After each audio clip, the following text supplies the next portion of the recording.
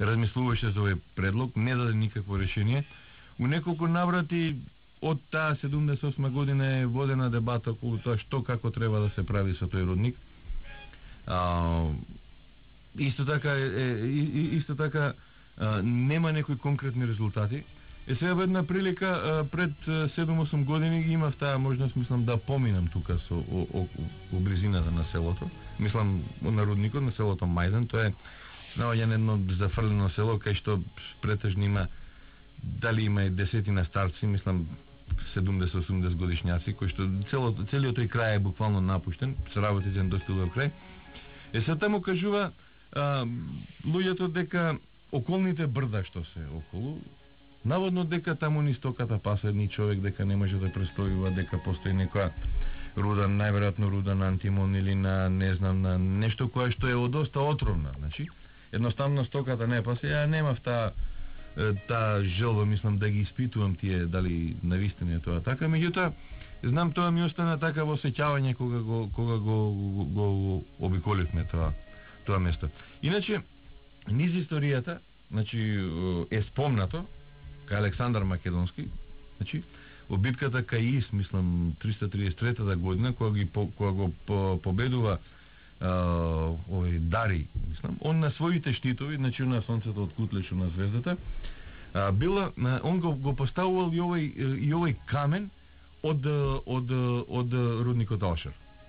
Сега, мислам, тоа најверојатно е, може да е легенда, може да е вистина, значи, он го поставувал овој метал, и со тоа сонцето се одбивало према неговиот непријател, значи од самите штитови сонцето се одбивало, и он така ја добивал битката. Мислам, тоа е сега според, за мене тоа е легенда. Меѓу другото е легенда. Значи, сакам да кажам дека уште во тој период, значи отприлика некаде 2000 се применува овој минерал.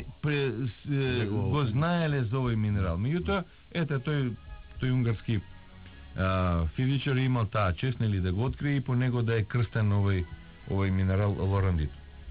Ете тоа ќе биде се во оваа прилика за делото на господинот Паскал Сотировски. Ние одиме, зборувавме за сонцето, зборувавме за врели нешта, да одиме и со врела жешка музика.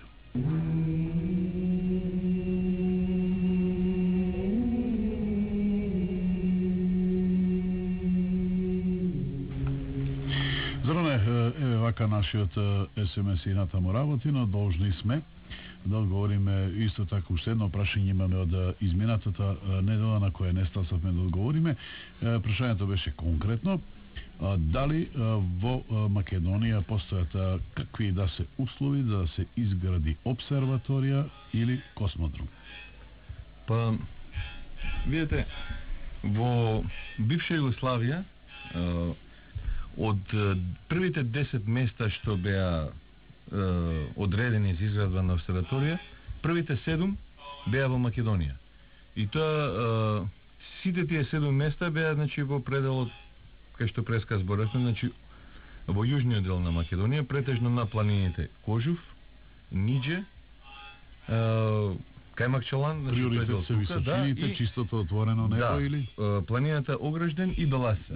Значи сега приоритет, кој што рековте, се височината, затоа што ваздухот, да речеме, на 2000 метра е многу поразреден, небото е многу посино, мислам, ако сте били на 2000 метра.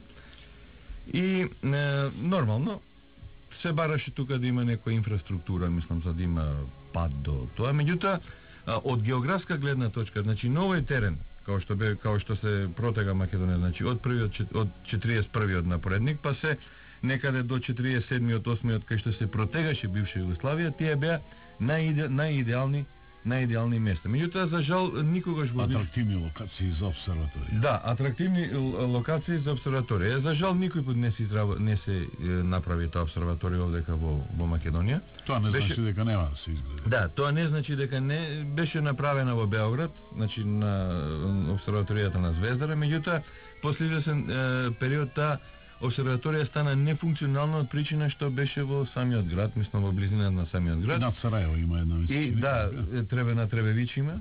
Да, на Требевич има една обсерваторија, меѓутоа на Приморје во Хрватска. Пула. Така. На Пула има горе. Има уште неколку помали, би ги нарекол така, осматрашници кои што се. Сега видите, кога се однесува за обсерваторија, дали може во Македонија да се изгради? Може да се изгради обсерваторија во Македонија. Дали е тоа скап проект во принцип? Па, мислам дека обсерваториите се скапи. Се скапи.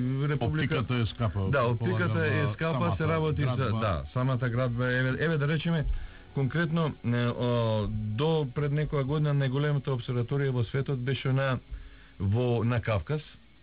Телескопот 6 метарски, 106 метарско гледало, Большой телескоп азимутални, што се наоѓа на Кавказ, таа беше дигната на 2100 метра. Значи, беше однесен материјал за самата обсерваторија, значи ако не ги рачунаме градежните работи, ако го рачунаме само телескопот и пропратните работи со него, тежеше 750 тона. Значи, може да замислите за колкава огромна софистицирана опрема се работи, значи се работи за скапа опрема.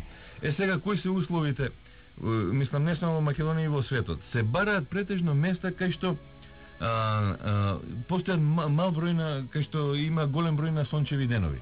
Значи Македонија ги има тој број на сончеви денови и претежно голем број на сончеви денови. Така рековте мал, добро. Не добро, може да погрешив.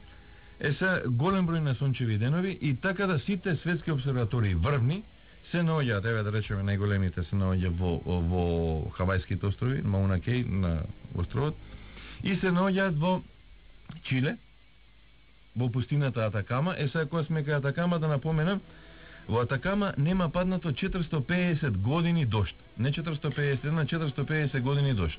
Таму облаците се многу реткост и оттаму и Европската вселенска агенција има таму обсерваторија, и американците имаат обсерваторија, и сите кои што се стремат за посериозни истражување на небото, се гледаат претежно према тие локации. Значи, дали било Чиле, дали било Хавајските острови. Сега што се однесува до космодром.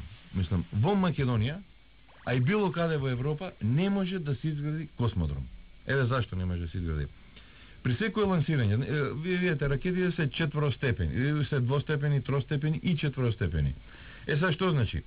По оној системот, сите ракети летаат по системот на Вселенскиот воз, конструиран од Константин Едордови Целковски некаде 30 години. Значи, откако првиот мотор ќе го потроши горивото, заедно со моторот и резерварот, за да не представуваат терет при понатамошното летање, го испуштаат моторот надоле. Што значи? Еве конкретно за Space Shuttle. Space Shuttle кога полетува, после 2,5 минути се откачуваат бустер ракетите. И тие отприлика некаде на 600 км отприлика од Кейп Канаверал паѓаат источно во Атлантскиот океан. Некаде кога се откачува централниот резервар, тој паѓа некаде 3-3,5 км источно према Африка, ненаселени простори или водени површини. Сите космодроми во светот, значи еве да го земеме Бојконур, источната страна му е Бојконур се наоѓа во Казахстан, или во степите во Казахстан. Казахстан е 8 држава во светот по големина, 120 пати поголема од Македонија. Низината источна територија е целосно ненаселена. И значи од Казахстан се префрла на територија на Сибир, кај што нема баш ни еден жител. Сега, космодромот што е во Америка, Кейп Канаверал, источната страна му е, онели Флорида, источна страна и Атлантски океан.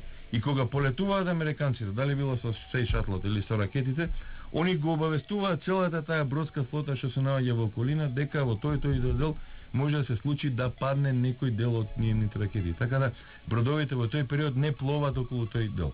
Истото и со космодромот на Европската вселенска агенција, кој што се наоѓа во француска Гвајана. Значи он се наоѓа близу на самиот екватор, овој космодром. Источната страна му е кажете го, му е Атлантски океан. Исто и со космодромот во Бразил. Тоа е еден мини космодром така, кој што има перспектива да се развие во еден огромен космодром. Истото и космодромот во Кина, Такламакан, он се наоѓа во пустината Такламакан, што значи има влез, нема излез.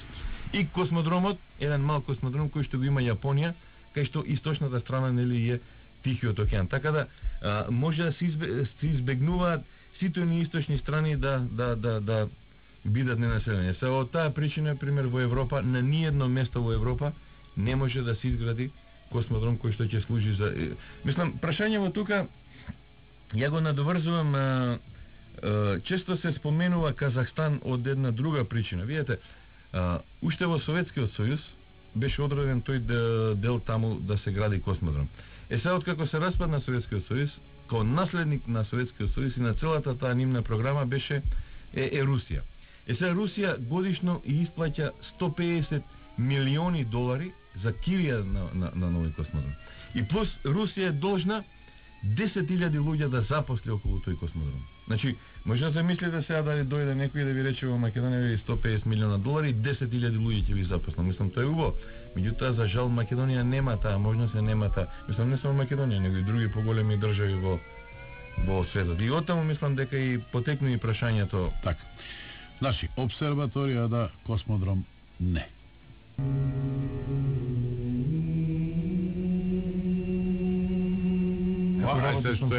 Како функционира?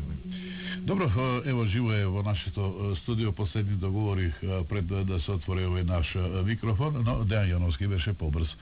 Овој пат го малце не бевме внимателни, не е толку многу значено. Во нашето студио, значи Зоран Милчевски од Скопското астрономско друштво. Зоране, одиме со СМС пораките, односно со прашањата кои што вечерва пристигнуваат. Како функционира Сонцето?